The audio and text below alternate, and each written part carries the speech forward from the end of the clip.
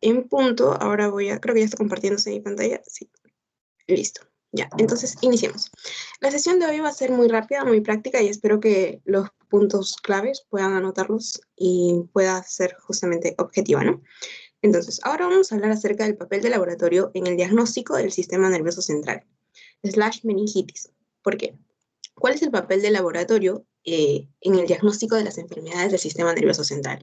Si ustedes se ponen a pensar, dirán, ya, pero ¿qué tiene que ver el sistema nervioso central, el movimiento de muchos nervios relacionados o la transmisión axonal con el laboratorio, ¿no? Nos ponemos a pensar en ello.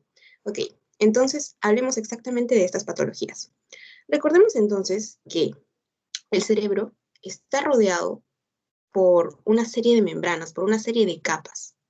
Estas capas, si bien es cierto, la capa ósea, que vendría a ser la más superficial, el hueso, el cráneo, ¿verdad?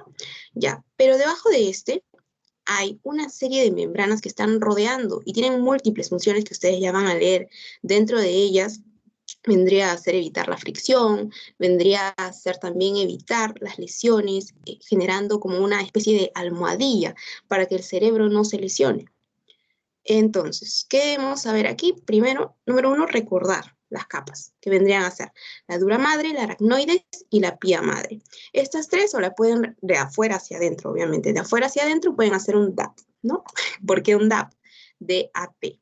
¿Ok? Es la forma más sencilla de recordarlo. Acuérdense, de afuera hacia adentro, ¿no? Porque si van de adentro hacia afuera, la cosa se invierte. Ahora, Katy, ¿para qué estamos recordando ello? Justamente para que veamos que ante alguna infección que podría darse por un virus, una bacteria, un parásito o un hongo, ¿qué es lo que vendría a generar? Una inflamación. Y, Katy, inflamación a nivel del sistema nervioso central. Entonces, ¿qué me va a generar? Si es inflamación, y usualmente si se me inflama la garganta, me da una faringitis, o si se me inflama el oído, me da una otitis. ¿Qué me da? Cerebritis. Ya, pero acuérdate de que acabamos de mencionar una serie de capas.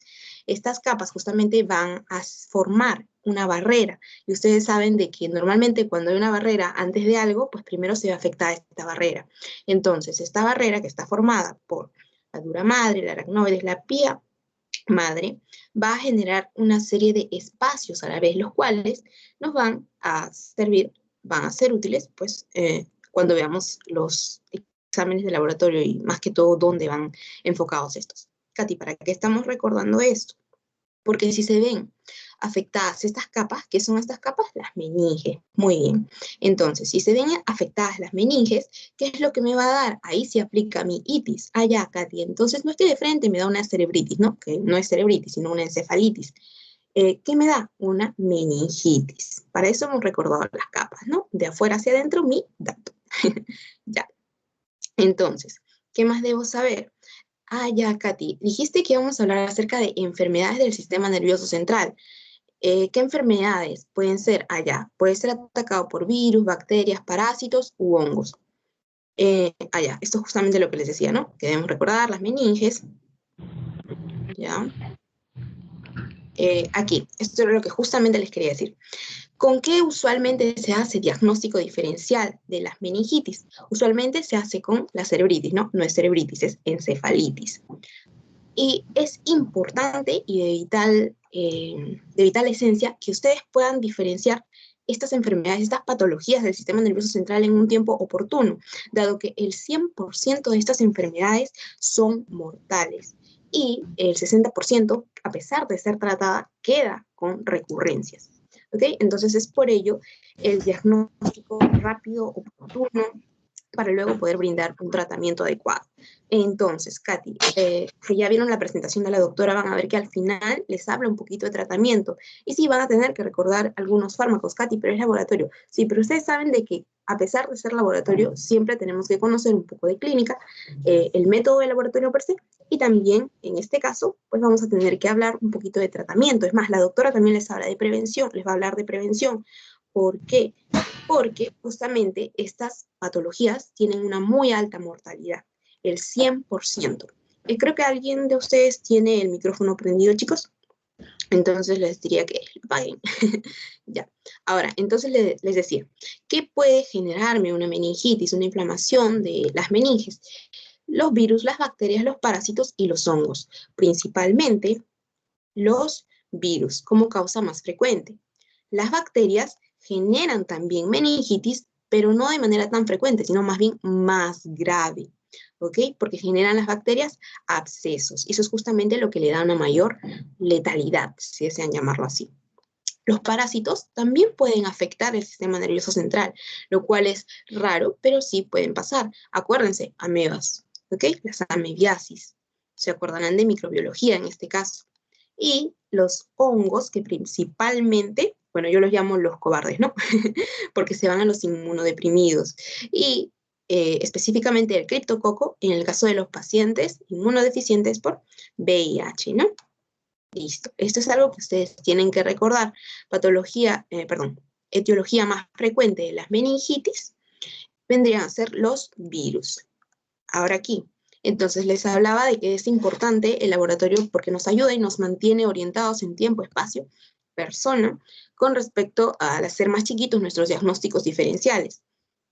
Ahora, necesitamos conocer un poquito de la clínica acerca de la meningitis. Ahora, la meningitis, dado que afecta todos estos pares, todas estas capas, las meninges, estas están inervadas ¿por quién? Por el quinto par. Entonces, esto pues va a generar que una de las principales molestias, una de las principales síntomas en la persona sea la cefalea. ¿Qué más va a causar? Una fiebre intensa. ¿Por qué? Porque algún agente letal extraño está ingresando al organismo. Entonces, ¿cómo responde el organismo? Se está defendiendo, ¿no? ¿Y cuál es una forma de defensa? La fiebre intensa. Ahora, ¿qué más puede pasar? Puede conllevar también a una hipertensión endocranial y a largo plazo, bueno, no tanto a largo plazo, pero en un periodo de tiempo puede generar una caída del sensorio, acuérdense. Mientras que, bueno, solamente como un dato interesante, ¿no? De que en las encefalitis, más que de manera crónica, más rápidamente genera una caída del sensorio, es como que más súbito. ¿Okay? Por ello es de que tanto los signos como el laboratorio y todo aquello que podamos recopilar en el paciente es importante. ¿Qué más? Allá, y algo muy característico en las meningitis, pues obviamente infaltables los signos meningios. El de la cabeza, Brusinski, y el de la pierna, el de la rodilla, vendría a ser Kernick.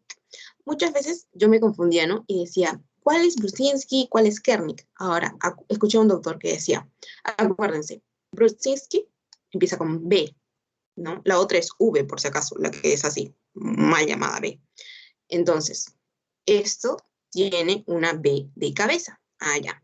Brusinski es el de la cabeza, ¿no? Hacen una pequeña inclinación de la cabeza, la llevan hacia el pecho y como reflejo, las piernas, miren cómo se van, por una tensión en el ciático. Ahora aquí, miremos este signo. ¿Cuál era? El de Kernick. ¿Cómo lo recordamos? Ni empieza con K, que es rodilla en inglés. Ah, ya, lo relaciono, porque Kernick también empieza con K. Y rodilla en inglés también se escribe con K. Entonces, este es el signo de Brusinski y este es el signo de Kernick. ¿Qué más les iba a decir acerca de esto? Allá, de que en lo que vendría a ocurrir en este signo es que hacen la prueba, ¿no? Le levantan, bueno, hacen la flexión de una rodilla a nivel ventral y ¿cuál es el reflejo? Que la otra también se levanta. Entonces, ¿qué vendrían aquí? Como que un reflejo, bueno, no un reflejo, no, sino este acto vendría a ser involuntario, porque si alguien te dice levanta o voy a flexionar tu rodilla derecha, pues la izquierda no tiene nada que ver. Pero en este caso, todo esto es de manera reflejada involuntaria. Listo. Entonces, estos van a ser los signos, perdón, combiné signos y signos. Vendrían a ser, en este caso, el síntoma y estos los signos más frecuentes, ¿no? Listo. Esto también ya se los comenté. Y esto era justamente lo que les decía, ¿no? Justamente, dado que estas enfermedades son letales, son mortales, es que es necesario diferenciarlas. ¿Por qué? Porque no le vas a dar el tratamiento de una encefalitis al de una meningitis, ni de una meningitis a una encefalitis. Y es importante también más adelante vamos a ver cómo cuando reconozcamos el agente, más que todo. Listo. Estoy bien tranquila, ¿no, chicos? No sé si me están escuchando, le he bajado el café. Tal vez por eso estoy así, no lo sé. Ya bueno. Entonces, aquí es donde entra tallar el laboratorio, porque ¿cómo diferenciamos una encefalitis de una meningitis? La forma de diferenciarlo es a través de punción lumbar, porque una encefalitis también presenta, porque una encefalitis también presenta cefalea, fiebre intensa.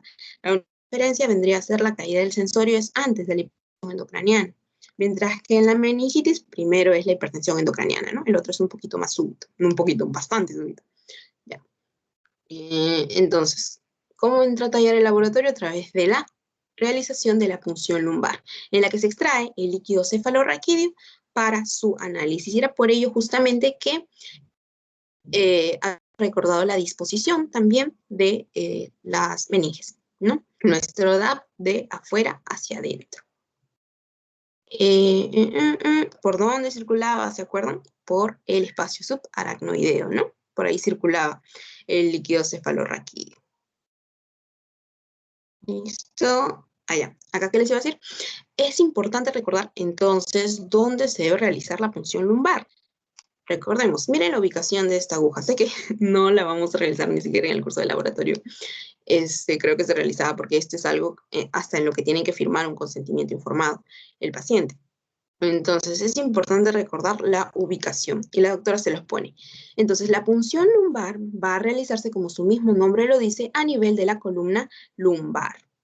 ¿Y entre qué vértebras? Va a ser entre la L3 o L4, así como puede ser entre L4 y L5. Entonces puede ser aquí entre estas dos o entre estas dos. Algo importante que quisiera que ustedes recuerden, no sé si muchos lo recordarán, es que miren la posición de la aguja. Sí, está entrando ya. Pero miren, no va ni tan pegado al borde inferior de la costilla superior ni al borde superior de la costilla inferior. ¿Por qué? Porque se acuerdan que circulaba por abajo. ¿Se acuerdan? Había un paquete vasculonervioso. Entonces, esto podría generar repercusiones muy graves en el paciente. Podrían dejarlo, no sé, cuadrapléjico o hemipléjico. Entonces, no tenía que ser ni tan pegado arriba ni tan pegado abajo, ¿no? Eso me traumó. ¿Ok? Listo. Entonces, aquí vemos el posicionamiento del paciente, ¿no? Y la extracción. Aquí está. Se realiza en el espacio intervertebral L3, L4 o L4, L5. El procedimiento tiene que realizarse en condiciones de esterilidad y esta prueba es tanto diagnóstico como terapéutica. Miren, vamos a observar también más adelante que dentro del análisis de esta prueba vamos a poder hacer un análisis tanto macroscópico como microscópico. Es decir, que a nivel macroscópico, al igual como habíamos revisado, como habíamos visto en temas como de toracocentesis o la artrocentesis, entre otras, era muy importante fijarnos la coloración, el tono, el aspecto que tenía este líquido, dado que ello también nos podría decir, esto está abscesado, esto está turbio, puede haber mucha celularidad. Y luego vamos al análisis microscópico, hacemos el recuento celular y encontramos mayor a las cantidades de células que debería haber. ¿Ok? Me avisan si en algún momento no ven mi presentación o no me escuchan, ¿sí? Ya, ahora. Contraindicaciones. ¿Cuándo está contraindicada una punción lumbar? Ante alteraciones graves de la coagulación, ante alguna infección de la piel, si hay una hipertensión endocranial o un déficit neurológico focal. ¿Okay? Siempre es importante recordar las indicaciones y cuándo está contraindicado un procedimiento. Listo. ¿Qué más debemos saber? Aquí algunos datos que también fueron preguntas de pasito, literal, todos los que se los he puesto aquí fueron preguntas de pasito en una pregunta en la que mencionaba, ¿no? Marque la falsa. Entonces, algunos datos interesantes e importantes que debemos saber acerca del líquido cefalorraquídeo es que este está en constante formación y reabsorción, ¿ok? ¿Y cuál va a ser la producción? Este va a tener una producción a razón de 0,35 mililitros por minuto, ¿ok? Tiene una tasa de recambio también de 4 a 5 veces por día. Katy, ¿cómo recuerdo que este líquido está en constante recambio? Porque acuérdense que se forma, se reabsorbe, se forma, se reabsorbe. ¿Ok? ¿Qué más debemos recordar aquí? Allá, los volúmenes totales, o sea, cuánto hay de este. En el adulto va a ser de 100 a 150 mililitros, en lactantes y niños de 70 a 90 mililitros y en neonatos de 10 a 60 mililitros, ¿no?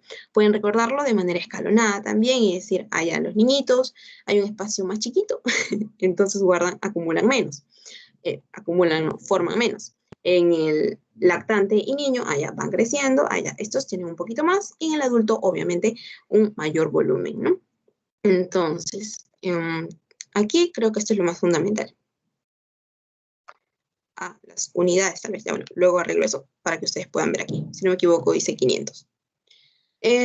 Ya, entonces les decía de que esta es una secreción activa y es básicamente el ultrafiltrado a partir del plasma. Y es justamente que recordamos y decimos en retrocentesis, en artrocentesis, que nos fijábamos en las proteínas, en el LDH, entre otros marcadores. Allá, dado que este es un ultrafiltrado a partir del plasma, entonces también vamos a fijarnos a nivel analítico, a nivel microscópico, en datos como la albúmina, las proteínas totales, la glucosa, el lactato. Dado que estos también estaban formando el plasma y esto es un ultrafiltrador del plasma, entonces también vamos a poder encontrarlo. Y también va a tener rangos normales, es decir, que por exceso o por defecto nos va a poder orientar ante ante alguna etiología determinada. Como por ejemplo, ojo con la glucosa. Dado que si hay una infección viral, esta glucosa va a mantener sus rangos normales, pero si hay una infección bacteriana, pues esta glucosa va a encontrarse disminuida. ¿Ok? Más adelante hablaremos de ello. Perdón. Ya. Entonces aquí, estos valores. ¿Y qué más tenemos aquí? Ya, el aspecto. Les había dicho que a nivel macroscópico nos fijábamos en el color. Esto está turbio, esto está claro. Lo normal debería ser de que sea claro, incoloro, cristal de roca. Lo que vendría a ser normal, ¿no? Transparente, cristal, incoloro.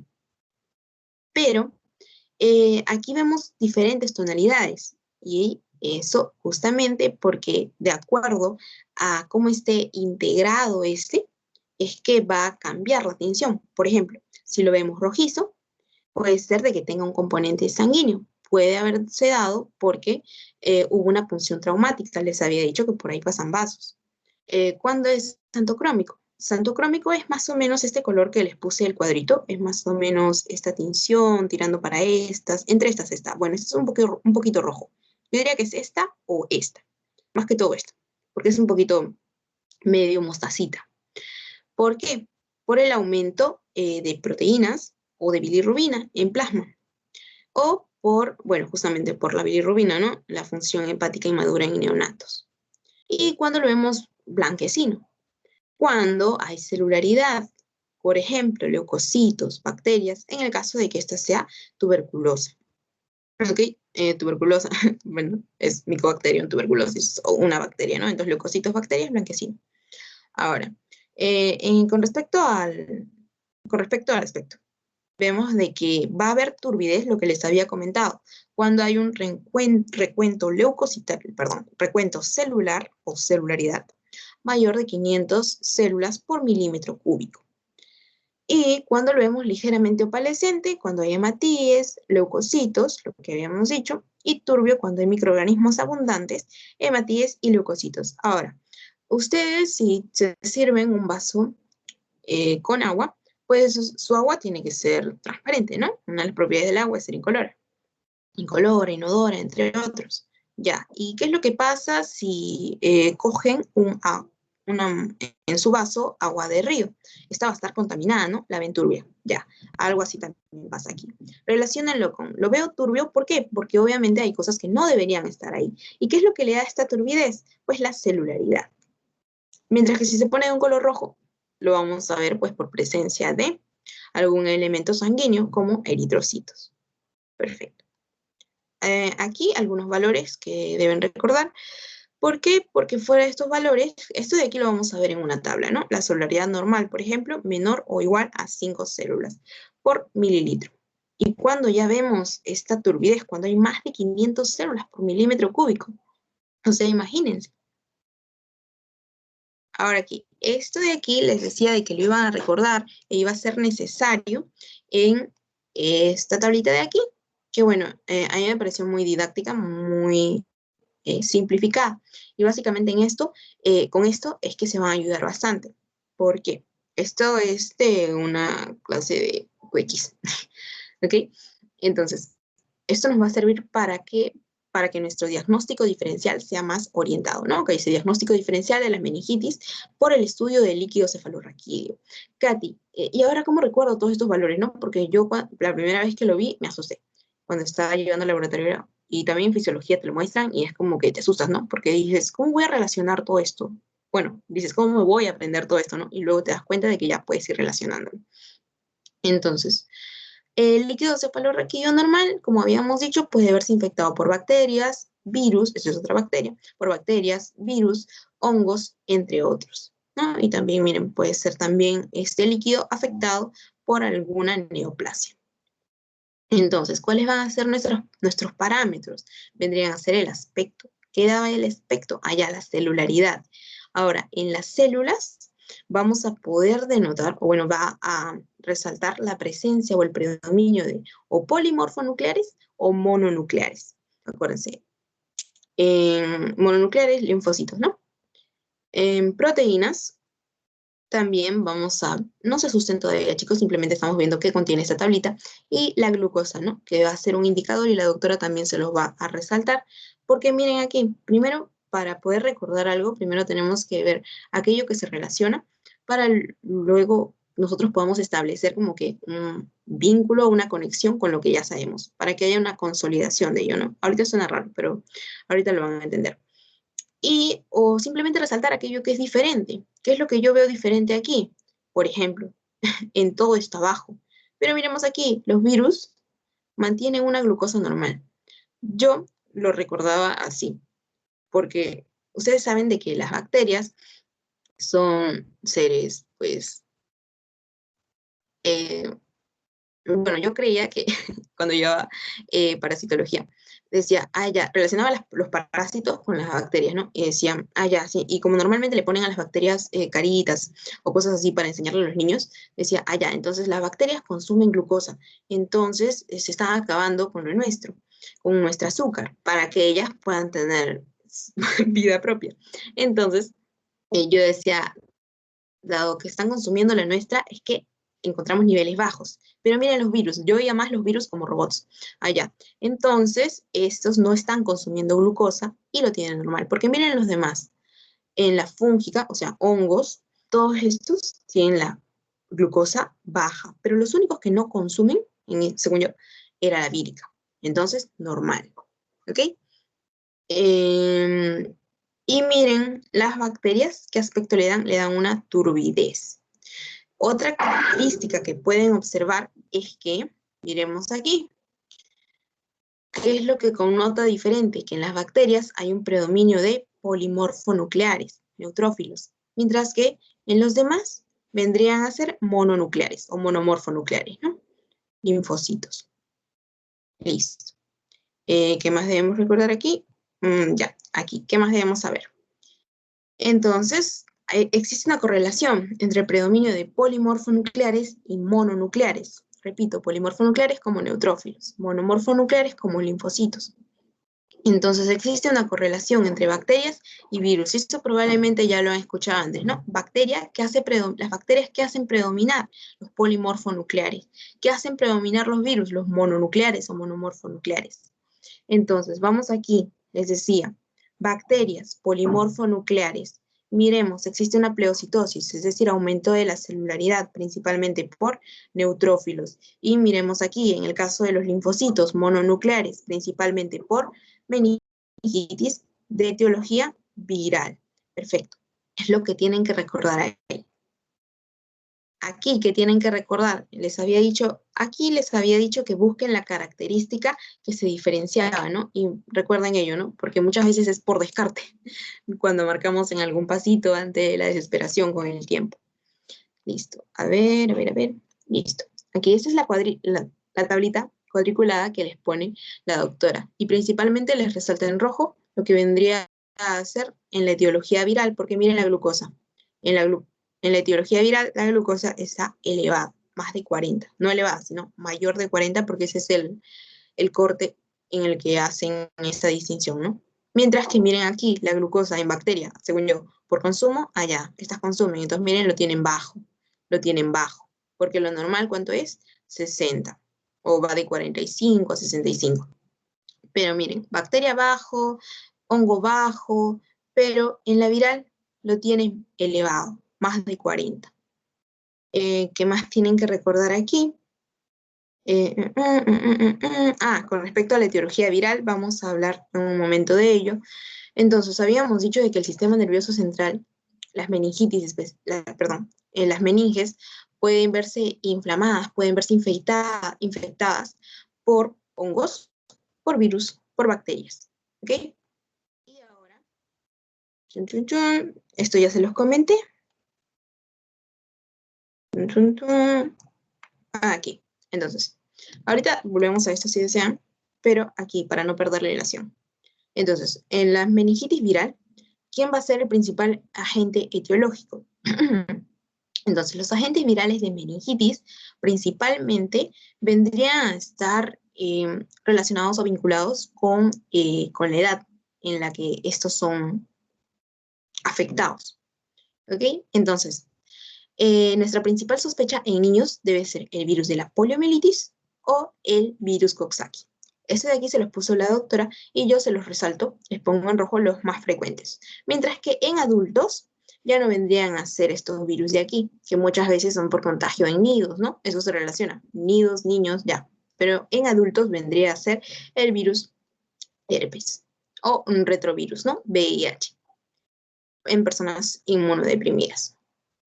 Y aquí también para que lo recuerden, enterovirus, como el virus Coxsackie, el ecovirus o el virus de la poliomielitis.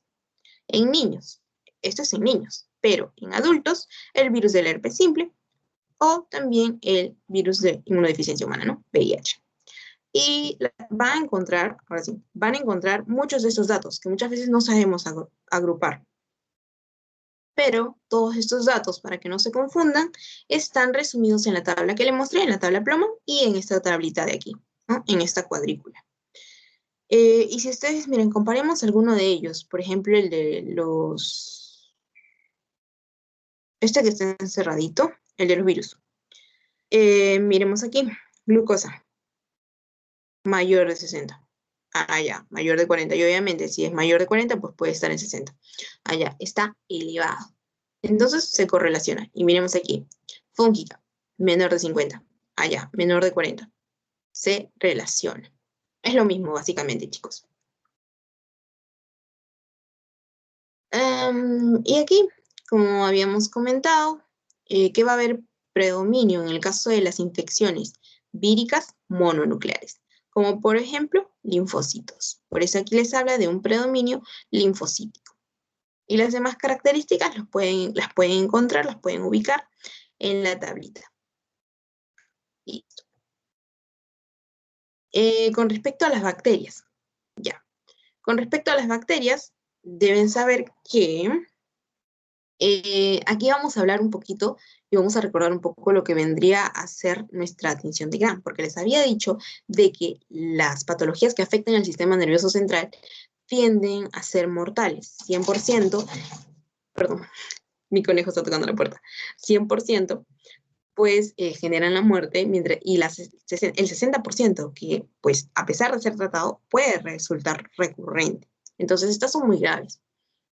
Es por ello de que es muy importante y fundamental lo que vendría a ser el tratamiento empírico. Mientras que, vean aquí, las víricas no tienen un tratamiento empírico, pero las bacterianas sí, dado que, pues ustedes saben de que existen antibióticos, medicamentos de amplio espectro, que dicen, ya, le puedo dar uno de manera empírica y si lo mata bien, pero porque puedo darle uno de amplia gama, ¿no? Pero estos también para justamente no estar, ¿cómo se dice?, tirando a matafusil, no sé, cuando tratan de abarcar mucho, es que se realiza también la identificación de estos gérmenes y también no solamente queda en identificación del germen, sino también pueden existir lo que vendrían a ser los antibiogramas, en los cuales sabemos si existe resistencia y existe resistencia ante qué medicamentos es que estos son resistentes, de modo que yo pueda darle el medicamento adecuado, ¿ok? Entonces, con respecto a las meningitis bacterianas, debemos saber que cómo encontraríamos entonces nuestro líquido cefalorraquídeo. El aspecto vendría a estar turbio, lo normal es que esté claro. La celularidad, miren aquí, les había dicho, vírica, predominio de mononucleares, principalmente linfocitos, y en las bacterias polimorfonucleares. Ah, se comprueba nuestra teoría. Bueno, no una teoría, no, ya está dada. Polimorfonucleares, principalmente neutrófilos, ¿no? Va a haber pleocitosis de estas células, es decir, un aumento de la celularidad. Entre 1000 hasta 20.000, chicos, miren. Y las proteínas en un rango de 100 a 1000. Y la glucosa va a estar muy baja, ¿no? Según yo, por consumo.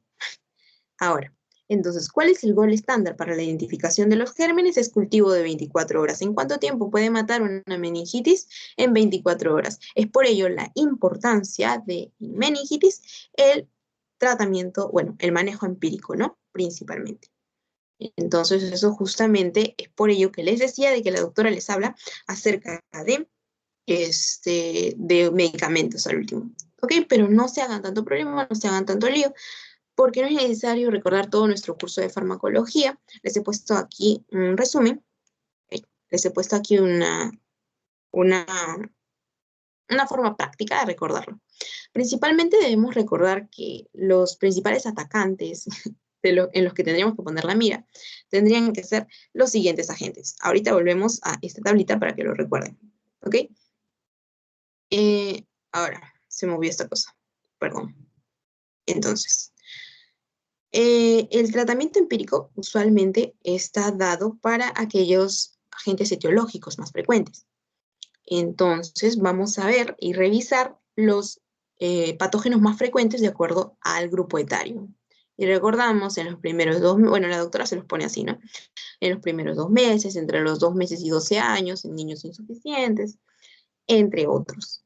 Pero bueno, yo les traigo esta tablita de aquí, en el cual te habla un poquito más en general, pero bueno, para mí es un poquito más fácil de recordarlo, si se puede llamar así, si se puede decir así. Ok, entonces, también les pone una tablita en la cual les muestra los diferentes patógenos, ¿no? Dentro de ellos gram positivos, gram negativos, y vamos a los más frecuentes, entonces en la etiología bacteriana. A la cabeza principalmente Streptococcus pneumoniae, con un 50%. Ahora, ¿para qué es importante recordar si este es un gran positivo o un gran negativo? Para luego el tratamiento. Aparte, como es laboratorio, tenemos que recordar un poquito cómo identificarlo.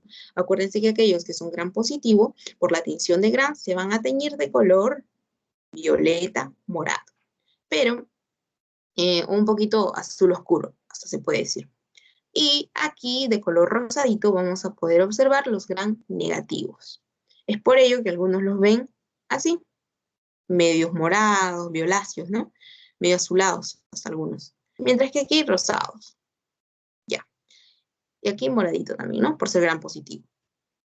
Entonces, vamos con el de etiología bacteriana más frecuente, que vendría a ser Streptococcus pneumoniae, con un 50%.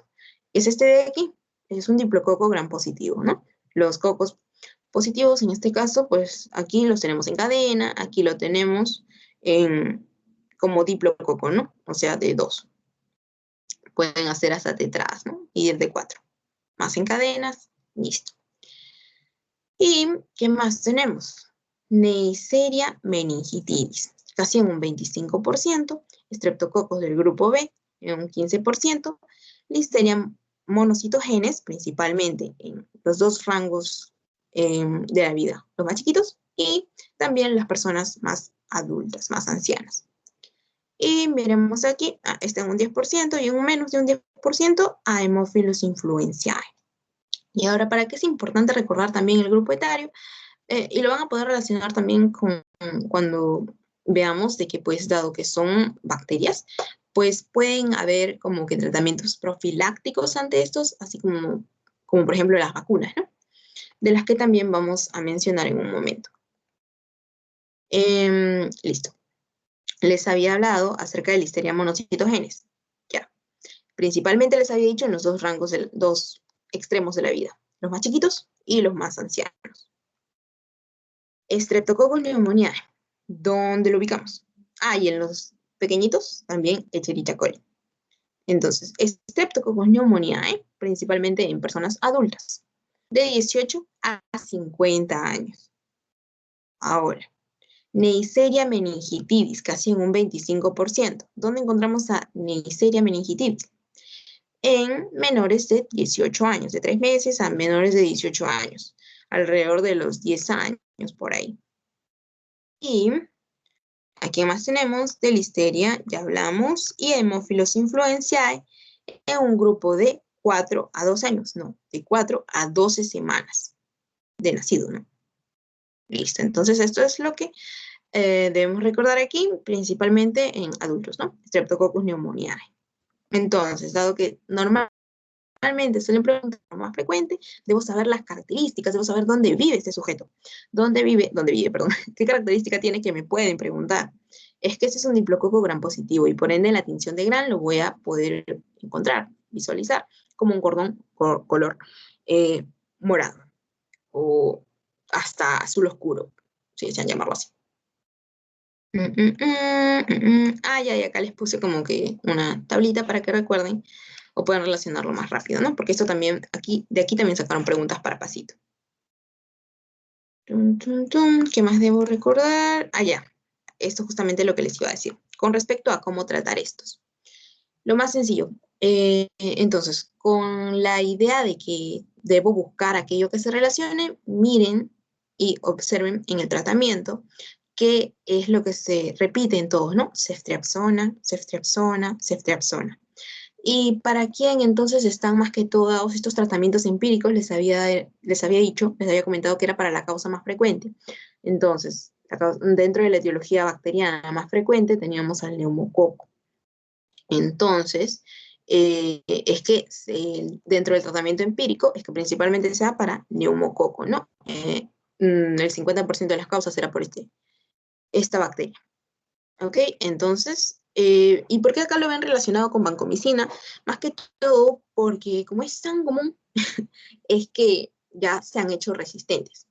Entonces lo asocian a vancomicina y justamente esta suma es para vancomicina ceftriaxona, es para ya tratar a los neumococos que han sido resistentes, que son resistentes, ¿no? Meticilino resistentes o cloxacilino resistentes también conocidos, ¿no? Es utilizada la vancomicina, la daptomicina, el litzedil para tratar la resistencia de estos. Ya, con respecto a, y justamente, ¿no? Si le dan, por ejemplo, pónganle que solamente le dan ceftriaxona, es como que no es tan, dado que la mayoría son resistentes, es como que, como si le estuvieran dando solamente un placebo. Y bueno, el placebo a veces tiene efectos positivos en algunos casos, pero en este caso, pues estarían jugándose con la vida del paciente, porque ¿en cuánto tiempo mata la meningitis? 24 horas. Entonces es importante. Mejor que todo, perdón, es más vale precavido, ¿no? Ahora aquí, en meningococo, ceftriaxona también. Y en Haemophilus influenzae, también ceftriaxona. Mientras que miren la Listeria monocytogenes, que tendría que utilizarse ampicilina o penicilina G. Habíamos hablado también de tratamientos profilácticos. En el caso de neumococo, meningococo y Haemophilus influenzae. Esta es la tablita que les puso la doctora y esta era la que yo les había puesto, ¿no? Entonces, en el caso de, miremos aquí, ceftriaxona, ceftriaxona, ceftriaxona, en Haemophilus influenzae, Streptococcus pneumoniae, o sea, el neumococo, y Neisseria meningitidis. Y Listeria monocytogenes, ampicilina, como les había dicho. Ampicilina, más o menos, o sea, se le agrega, ¿no? Gentamicina. Y con respecto a las vacunas, en cuanto a la prevención primaria con vacunas, vendrían a darse para meningococo, para Haemophilus influenzae, ¿no? Haemophilus influenzae, perdón, aquí hay otro que no me deja ver la flecha. el neumococo, meningococo y Haemophilus influenzae. Listo. Y Haemophilus influenzae principalmente dada la vacunación infantil. Ya, voy relacionándolo. ¿Por qué? Porque principalmente, ¿a dónde atacaba? ¿A quiénes prefería atacar la Listeria monocitogénica? Perdón, Haemophilus influenzae, aquí, de 4 a 12 semanas, ¿no? Entonces es por ello de que la vacunación se daba en ese rango de edad infantil, perdón, por el lapsus brutus. ¿Qué más debíamos recordar? Esto de aquí ya lo hablamos. Y CETUT, o sea, eso es todo. Ya, y esto era básicamente que era para mencionarles de que turbio, pues hablábamos de celularidad, y de acuerdo a la celularidad que se elevaba, era de que podíamos tener un diagnóstico diferencial, como por ejemplo si encontrábamos, o sea, de acuerdo a lo que nosotros encontremos, ¿no? De acuerdo a que sean la pleocitosis, que podría ser por polimorfonucleares o monomorfonucleares. Habíamos dicho polimorfonucleares, o sea, los neutrófilos salían en qué casos? Miremos aquí, en casos de, ¿se acuerdan? Polimorfonucleares en casos de bacterias, pero monomorfonucleares en casos de virus. No sé para qué retrocedí esto. Y eso era justamente lo que les quería comentar. Y bueno, eso sería todo por la sesión de hoy. Si tienen alguna esto de aquí se los estaré enviando. Literal, eso fue todo por la sesión de hoy. Les he dado los puntos más precisos y espero que les sea útil. ¿Me puedo estar viendo? Sí, creo que sí. Perdón, las fachas, no es broma. Si tienen alguna pregunta, pues pueden hacerla ahora, la hacen ahora o callan para siempre. No es broma. Si tienen alguna pregunta, me pueden escribir. Muchos de ustedes lo han hecho y yo agradezco su confianza. Y bueno, si no hay ninguna pregunta, eso sería todo por hoy. ¿Ok? Si no, terminaré la sesión en 5 segundos.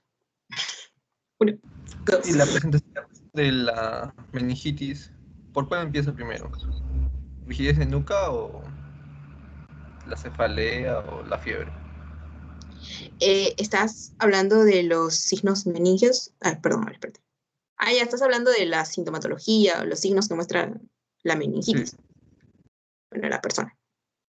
Ok, yo diría que no vamos a adivinar, chicos. En realidad es todo un cuadro, ¿ok? Entonces, pueden ser, no es que puede ser, obviamente el primer fastidio que va a sentir la persona, pues va a ser la cefalea. Usualmente estos signos ya vendrían a ser los que ya detecta u objetiva el médico, ¿no? El signo de Kernik, el signo de Brusinski. El principal fastidio pues vendría a ser la persona, la cefalea, la fiebre intensa, y estos ya son más objetivos, ¿no? O tal vez está en su casa y tiene rigidez de nuca, o tal vez está en su casa y ya empieza a presentar cuadros, porque estas patologías, tanto la encefalitis como la meningitis, son cuadros súbitos, ¿ok? Aunque en los neonatos, la pulsación de la fontanela es un signo muy grave por la instauración de 18 meses, entonces es como que distinto dependiendo a la persona. Pero después no creo que les pregunten cuál es la primera en presentarse. Sí, con respecto al caso clínico, si encuentro la presentación si encuentro los datos, los apuntes que había tomado, también se los voy a compartir si lo tengo todavía guardado. Entonces, ¿alguna otra pregunta?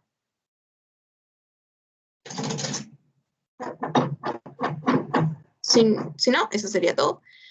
Y hasta la siguiente sesión, chicos. Gracias, Katy. Ok. Gracias. Gracias.